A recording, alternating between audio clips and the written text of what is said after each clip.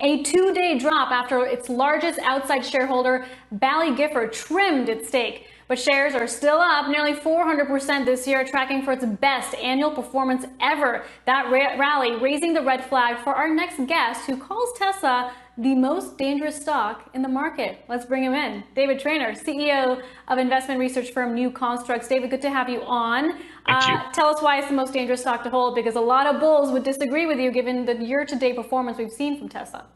Yeah, no, I spent a lot of time with the bulls. I was on the Tesla Daily podcast with Rob Maurer last week, going through the entire bull thesis and argument. And look, whatever best case scenario you want to paint for what Tesla's going to do, whether they're going to produce 30 million cars within the next 10 years and get in the insurance business and have the same high margins as Toyota, the most efficient car company with scale of all time.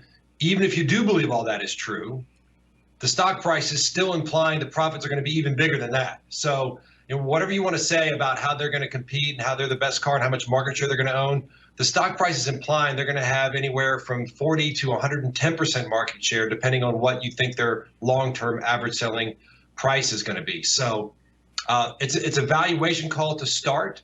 But I think if you break down the bull argument down into, how many cars can they produce, whether they'll get into other businesses, whether the battery technology or autonomous driving technology is there, none of those arguments hold up under scrutiny. So we think this is a big, one of the biggest of all time houses of cards that's getting ready to fold. So then what does that mean about a stock split? Was that good or bad news? Stock splits are inconsequential to value. They're not changing the size of the pie. They're just dividing it up into more pieces. Honestly, I look at the stock split as a way to lure more unsuspecting momentum, less sophisticated traders into just trying to chase this stock up. And that is not a real strategy.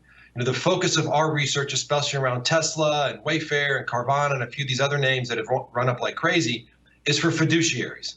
I'm not here to stand in front of the momentum train for any of those stocks because it is strong.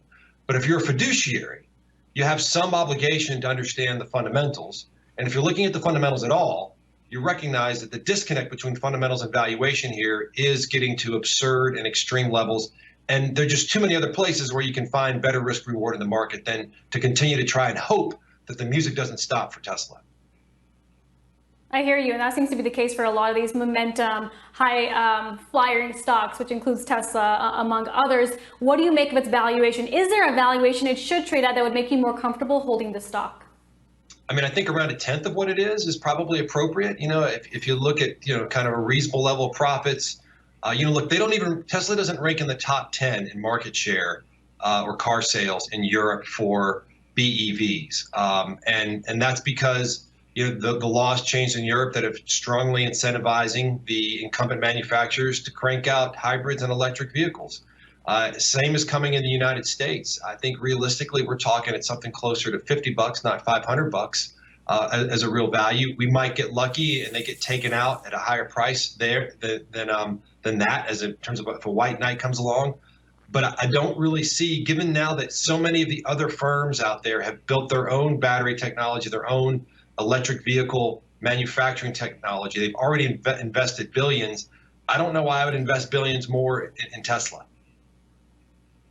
So here's the thing, there are a lot of bears on the sidelines that have voiced concerns about Tesla stock outperformance. Question is, what are you recommending clients to do? And have you personally been putting money to work in the stock, shorting it, selling your stake, whatever it may be? How are you trading the stock? I'm just avoiding it. I'm not shorting it. I'm obviously not owning it. I'm not selling it. I've never owned any of it. I've sort of not believed. And honestly, in the Tesla theme, I have a lot of respect for what Elon Musk has done. And I think Tesla has really paved the way for growth in the EV market in a way that probably wouldn't have happened as fast if not for Musk and Tesla. But, that story ended several years ago, and now we're really driven by a lot of hype. And we see it all the time with promises of civilization on Mars or telepathically summoning cars. This is really getting to the twilight zone of valuation and what investors are willing to buy here. And I just don't think that's healthy for our markets. I think it's ultimately hurts the long-term integrity and efficiency of the market for any one personality to garner so much capital, to be ranked, third or fourth most wealthy person in the world. when the fundamentals Right. just aren't there, and I think this is going to result in a lot of really painful losses for unsuspecting investors who thought investing was easy, that you just follow momentum, Right. and it's not that easy. David, we're going to leave the conversation there. Thanks for your bull call. We appreciate you joining